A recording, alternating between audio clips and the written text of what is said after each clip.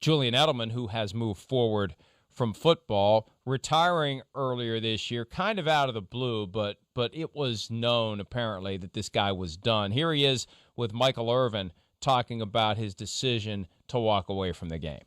My knee's breaking down. I'm not going to sit here, and I got everything I want. I got 3 rings, played in a magical dynasty with an unbelievable franchise coach, best quarterback of all time. I'm not a greedy guy. I played to win. I played to compete. I don't need anything else to prove, So, I'm good with what I did. I left it all on the field. And, that's why I had to shut her down. I'm not going to sit out there and look like some old dude in an old bike knee brace and your ankle braces. And, the old guy, I don't want to look like that, man. Can't do that. I didn't know better. I'd say he's throwing shade at Tom Brady. Tom Brady's the old guy who's out there with all the contraptions on his body. Tom Brady's the greedy guy that had to have more and got out of New England.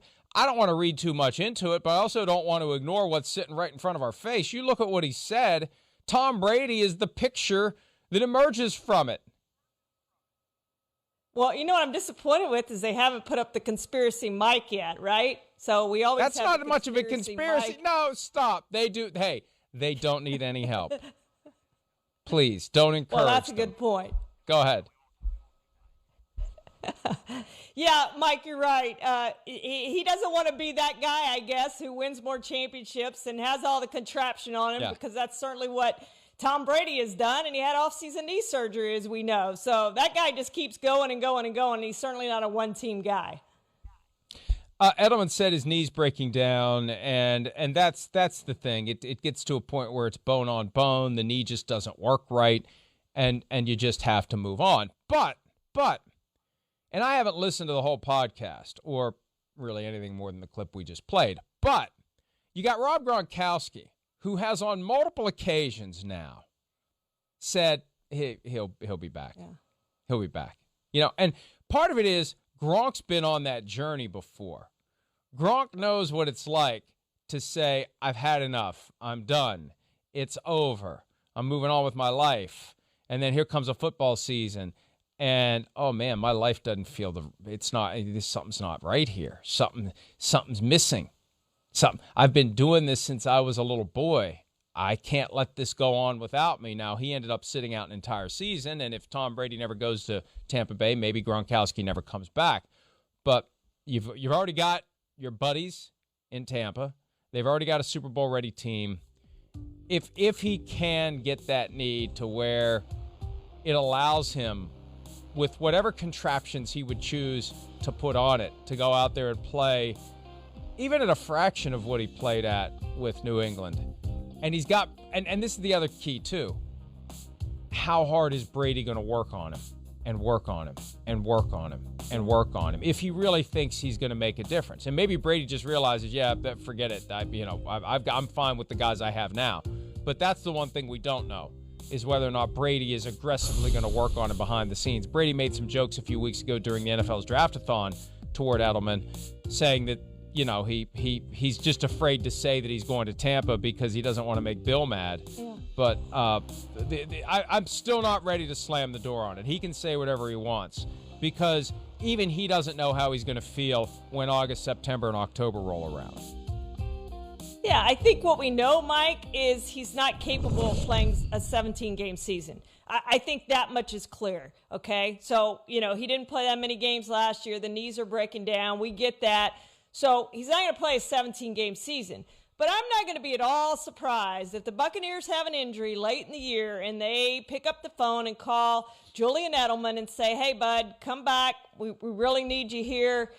Just for a few games, that's all you're playing, and then we need you for the postseason where you've really shined anyway. In the 19 games you've played in the postseason, you've been one of the greatest postseason players in NFL history. So come back and do it for us and have a chance to win another one, and I can definitely see him doing that. We saw that with Marshawn Lynch. Now, I know Marshawn played for more than one team, so it wasn't like he was just going back to the one team he went to, which Julian would be moving on to a new team that he's never played with.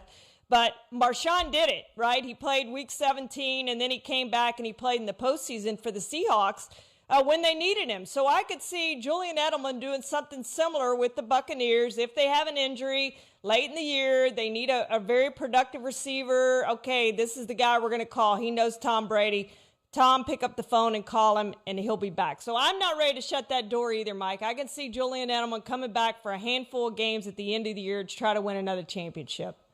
First of all, as Pete pointed out, it sounds like we need a conspiracy Charean graphic. I knew I was going to screw that up because that's exactly what you were trying to bait me into saying earlier. But it's not a big conspiracy theory. It's obvious. And here's the other thing, too. And I know this is going to make some Patriots fans upset. I've said it before, and it's made them upset. And I would never say this about somebody who didn't serve a 4-game PED suspension, and his excuse for it was, I don't know what happened. Well, we do, and everyone else does. You took performance-enhancing substances to allow yourself to be able to recover from an injury or get some edge so you can get back on the field. I say that because I've already done the research. I've already asked the questions. He's completely beyond the NFL's jurisdiction now. He can take whatever he wants to take to get that knee to respond in whatever way, whatever experimental procedures, whatever medication, whatever may be on the NFL's list of substances. You go crazy now to get that knee to respond. Do whatever you have to do to get that knee back because you're off the grid as far as the NFL's PED testing is concerned. And then you get it healed up, and you can come back. And that's really not that controversial of a position. It is going to upset some folks in New England who, despite the fact that he was popped for PEDs, refused to acknowledge that anyone would do anything like that to get their bodies right to play NFL football. Hi, I'm Mike Tirico, and thanks for watching. Make sure to hit subscribe for the latest news and highlights from NBC Sports.